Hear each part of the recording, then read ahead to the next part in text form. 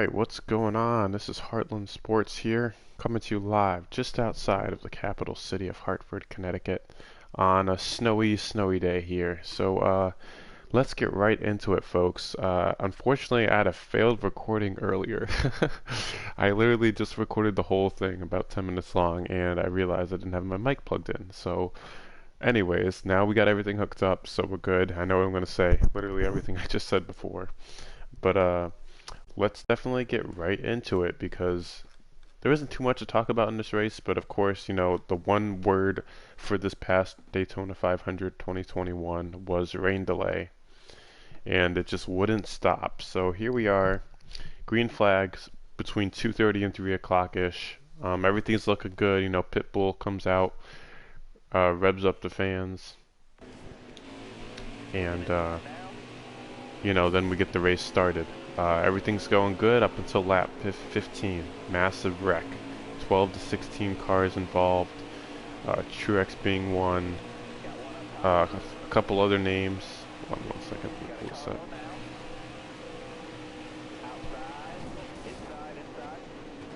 Yeah, so a couple other names. Obviously, weather was going to be a problem going into this. So Truex, Christopher Bell was involved. De Benedetto, David Reagan, Eric Jones, Alex Bowman. These are just a few of them. And these are people that started up front in the beginning. Bowman, I remember, started first.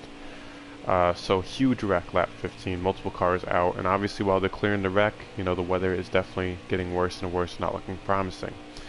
During the middle of clearing the wreck, raindrops start to fall and lightning strikes. And once there's a lightning strike, I don't know if you guys know, but it's an automatic 30-minute delay if it's like within 3 miles of the track. For safety reasons, obviously. So that happens, and we go into a delay. So before they could even finish the 30-minute lightning delay, it just starts pouring, and it pours literally from 3:30ish, 4 o'clock, all the way until 8 o'clock-ish. And of course, the drying method takes a good 40-45 minutes. So add that on, and you're not going to get a green flag till about 9:35 is what they had on the clock. Once the green flag started, a few more cautions obviously here and there. Nothing too big as the beginning of the race was until the last lap. So coming down to the last 5 or 10 laps, the leader was Joey Logano. Not by much, a few tenths of a second. So the guy behind him definitely had some chance to catch him, which I think was Keselowski, if I'm not correct. I may be wrong on that. But so he was leading the last 5 or 10 laps, and obviously coming down to the last lap, as we know last year, things didn't work out very well, like with Ryan Newman's crash. So you never knew what was going to happen in the last lap. Usually, always Daytona last lap, there's crash and stuff, whether it's in the front of the pack, the back of the pack, because people are just fighting to get a good position in this Daytona race.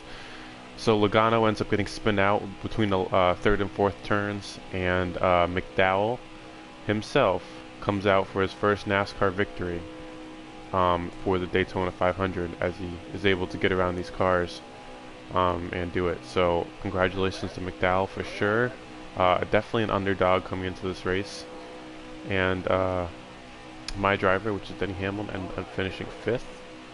So it was a pretty good race for him. He got us some fantasy points because he won the first 2 stages. So that was good for him. So obviously McDowell takes the W here. Joey Logano obviously not mad, not happy at all, angered most likely. It really didn't show his reaction much because his car was kind of went right to the garage kind of thing.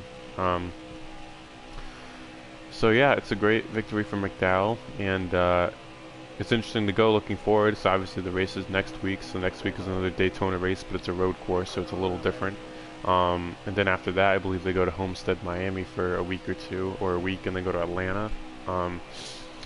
So this will be very interesting to see as they've added new racetracks in, brought back Nashville, and they also brought back this other racetrack. I forget the name of it. It's in Wisconsin, but it's got a very interesting design to it. So this is definitely something we're looking forward to. We'll keep these NASCAR video recaps up. We'll change them every week probably, so they're not boring.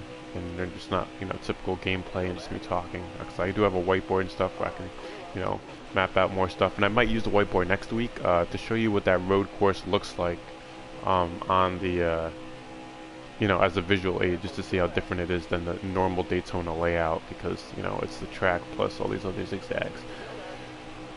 So yeah, definitely thanks for watching this video. Hopefully comment, rate, and subscribe, and we'll see you on an upcoming video within the next week. Appreciate it.